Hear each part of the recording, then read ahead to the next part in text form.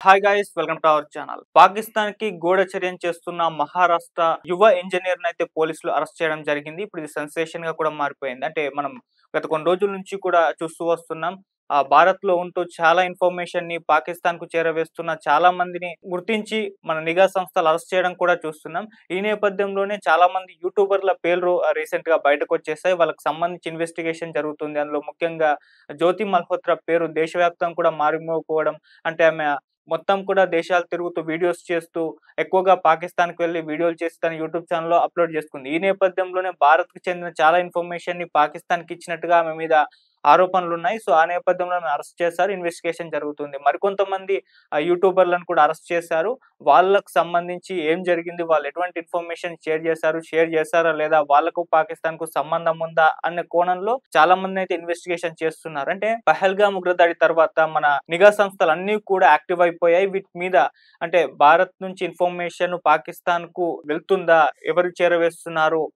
ఏ information చేరవేస్తున్నారని చెప్పేసి మొత్తం వాటి మీద ఫోకస్ చేసి వీటికి సంబంధించి ఇన్ఫర్మేషన్ షేర్ చేస్తున్న వాళ్ళపైన నిఘా పెట్టేస్తాయి. ఆ నేపథ్యంలోనే ఇప్పుడు చాలా మంది బయటకైతే వస్తున్నారు. సో, ఇప్పుడు యువ ఇంజినీర్ రవీంద్ర వర్మ అని చెప్తున్నారు. అతను మహారాష్ట్రకు చెందినవాడు.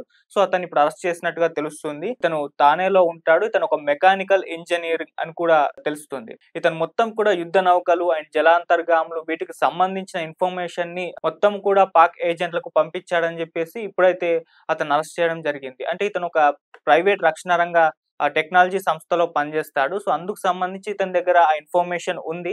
ఇతను ఎఫ్‌బి ద్వారా పరిచయమైన ఇద్దరు పాక్ ఏజెంట్లుకు మొత్తం ఇన్ఫర్మేషన్‌ని అతను షేర్ చేశాడు. ఈ పాక్ ఏజెంట్లు ఎవరైతే ఉన్నారో ఎఫ్‌బి ద్వారా పరిచయం అయ్యారు. వీళ్ళిద్దరూ కూడా తమను తాము యువతులుగా అయితే పరిచయం చేసుకున్నారు ఈ రవీంద్ర వర్మతో.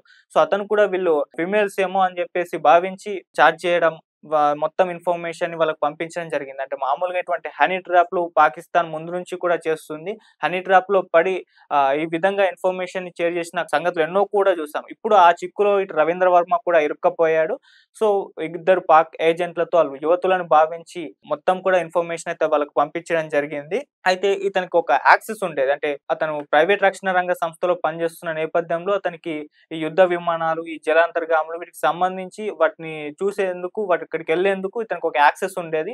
సో, దాని వలన ఇతను మొత్తం కూడా దానికి సంబంధించిన ఇన్ఫర్మేషన్ తెలుసుకోగలిగాడు. అంతేకాదు అతను వాటికి సంబంధించి లోపలికి సెల్ ఫోన్ కూడా తీసుకెళ్ళేవాడని కూడా చెప్తున్నారు. సో, ఈ మొత్తం ఇన్ఫర్మేషన్ అతను గ్యాదర్ చేసి ఈ పాక్ ఏజెంట్లు ఎవరైతే ఉన్నారో వాళ్ళకి కొన్ని గుర్తుల రూపంలో, బొమ్మల రూపంలో, ఇంకొంత ఆడియో రూపంలో కూడా ఇన్ఫర్మేషన్ మొత్తాన్ని కూడా వాళ్ళకైతే చేరవేయడం జరిగింది. అయితే ఈ పాక్ ఏజెంట్లు ఎవరైతే ఉన్నారో వీళ్ళు తమను తాము ఇండియన్‌గా కూడా పరిచయం చేసుకున్నారు. సో, ఆ విధంగా ఇతన్ని హనీ ట్రాప్ చేసి ఇతని దగ్గర నుంచి మొత్తం ఇన్ఫర్మేషన్ అయితే రాబట్టుకున్నారు. అంటే 2024లో ఎఫ్‌బిలో పాయల్ శర్మ, ఇస్ప్రీత్ అనే ఒక యువతుల నుంచి తనకి ఫ్రెండ్ రిక్వెస్ట్ వచ్చింది. సో, అప్పటినుంచి కూడా ఇతను వాళ్ళతో సన్నిహితంగా మెలగడం, చాటింగ్ చేయడం. సో, వీళ్ళు భారతీయ యువతులుగా వాళ్ళని పరిచయం చేసుకోవడం జరిగింది. సో, ఇలా హనీ ట్రాప్‌లో చిక్కుకున్న అతను వాళ్ళు అడిగిన హెల్ప్ అయితే చేయడం జరిగింది. వాళ్ళేమడిగారంటే, "మేము ఒక ప్రాజెక్ట్ మాకు అవసరమైంది. సో, యుద్ధ నౌకలు, జలాంతర్గాములకు సంబంధించిన వివరాలు మాకు కావాలి" అని చెప్పేసి అడిగారు. బదులుగా డబ్బులు కూడా ఇస్తామని చెప్పేసి చెప్పారు. సో, ఈ నేపథ్యంలో ఇతను ఆశపడి మొత్తం దీనికి సంబంధించిన ఇన్ఫర్మేషన్ కనుగొని బొమ్మల రూపంలో, గుర్తుల రూపంలో, ఆడియో రూపంలో ఇలా అన్ని రకాలుగా కూడా వాళ్ళకైతే షేర్ చేశారు. సో, దీనికి బదులుగా వాళ్ళు కూడా ఇతనికి వివిధ అకౌంట్‌ల నుంచి డబ్బులు కూడా పంపించారు. ఆ లిస్ట్ కూడా దొరికిందని చెప్తున్నారు. సో, ఇతనికి ఏం చేస్తున్నాము, ఎవరికి ఇన్ఫర్మేషన్ పంపిస్తున్నాము, ఏ ఇన్ఫర్మేషన్ పంపిస్తున్నామని చెప్పేసి మొత్తం కూడా క్లారిటీ ఉంది. ఇతను తెలిసే చేశాడని చెప్పేసి కూడా పోలీసులైతే ప్రెస్ మీట్ పెట్టి మొత్తం కూడా చెప్పడం చూస్తున్నాం. సో, ఈ రకంగా ఇప్పుడు రవీంద్ర శర్మ చిక్కుల్లో ఇరుక్కున్నాడు. అతను మొత్తం కూడా తెలిసి భారత యుద్ధ నౌకలు, జలాంతర్గాములకు సంబంధించిన సీక్రెట్ ఇన్ఫర్మేషన్ అయితే పాకిస్తాన్ ఏజెంట్లకు చేరవేశారు.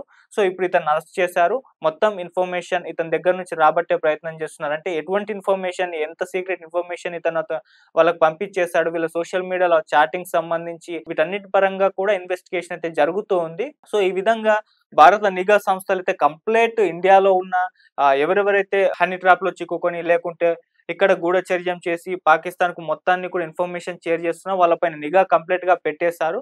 సో, వాళ్ళందరూ కూడా ఇప్పుడు చిక్కుతున్నారు. సో, ఇంకెంతమంది ఉన్నారు అని చెప్పేసి అనుమానాలు కూడా వ్యక్తమవుతున్నాయి. ఇప్పటికే రాజస్థాన్, మహారాష్ట్ర, పంజాబ్ ఇటువంటి కొన్ని చాలా ప్రాంతాల్లో 15 మందికి పైగా కూడా ఇటువంటి వాళ్ళని అరెస్ట్ చేసినట్టుగా కూడా తెలుస్తుంది. సో, ఈ రకంగా భారత్‌లోనే ఉంటూనే చాలా మంది ఆశపడి హనీ ట్రాప్‌లో చిక్కుకొని లేకుంటే డబ్బుకు ఆశపడి ఈ విధంగా ఇన్ఫర్మేషన్ అయితే అటు పాకిస్తాన్‌కు చేరవేస్తున్నారు. అంటే ఇదొక యుద్ధ వాతావరణం నెలకొన్న టైంలో పహల్గామ్ ఉగ్రదాడి తర్వాత జరిగిన పరిణామాల నేపథ్యం అంతా కూడా చూసుకుంటే ఇటువంటి టైంలో ఇటువంటి ఇన్ఫర్మేషన్ పాకిస్తాన్ వాళ్ళు కంప్లీట్‌గా మన వాళ్ళ దగ్గర నుంచి రాబట్టుకునే ప్రయత్నం చేస్తున్నారు. ఆ నేపథ్యంలో ఇక్కడున్న వాళ్ళందరూ కూడా ఆశపడి డబ్బుకు లేకుంటే హనీ ట్రాప్‌లో చిక్కుకొని ఇన్ఫర్మేషన్ వాళ్ళకి చేరవేయడం అనేది దేశద్రోహం కిందే వస్తుంది. సో, అందుకే వీళ్ళ పైన ఇప్పుడు అటువంటి కేసులే నమోదై మొత్తం ఇన్వెస్టిగేషన్ అయితే చేస్తున్నారు. వీళ్ళకు పాకిస్తాన్ ఏజెంట్‌లకి ఎటువంటి సంబంధం ఉంది? ఎలా వీళ్ళు పాకిస్తాన్ మాయలో పడ్డారు? ఈ రకంగా ఇన్వెస్టిగేషన్ అయితే చేస్తున్నారు.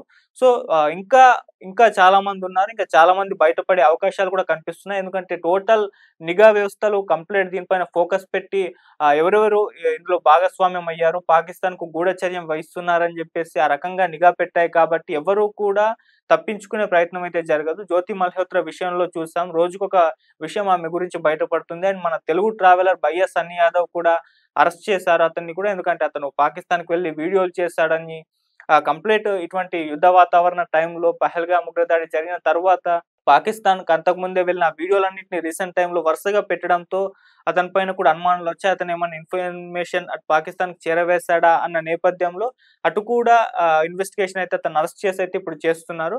సో, అతని విషయంలో కూడా ఏం జరిగిందని తేలాలి.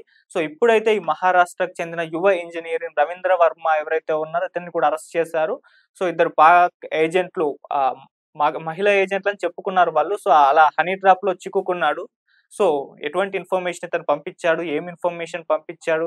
సో, దీనికి సంబంధించి ఇన్వెస్టిగేషన్ అయితే తేలుతుంది. సో, తొందరలో మరిన్ని వివరాలు బయటపడతాయి. అండ్ మరింత మంది కూడా అరెస్ట్ అయ్యే అవకాశాలు కనిపిస్తున్నాయని కూడా చెప్తున్నారు. అంటే చాలా మందిని పాకిస్తాన్ ఇలా విధంగా ట్రాప్ చేసేసి వాళ్ళ దగ్గర నుంచి ఇన్ఫర్మేషన్ రాబట్టుకునే ప్రయత్నం చేస్తుంది. దీనికి కౌంటర్‌గా కూడా మన నిఘా సంస్థలు గట్టిగా అయితే ఫైట్ చేస్తున్నాయి. మరి చూడాలి ఏం జరుగుతుంది. సో, వీళ్ళలో ఎంతమంది పాకిస్తాన్‌కి ఎంత ఇన్ఫర్మేషన్ షేర్ చేశారన్న విషయాలన్నీ కూడా తొందరలో అయితే బయటకొచ్చే అవకాశాలయితే కనిపిస్తున్నాయి.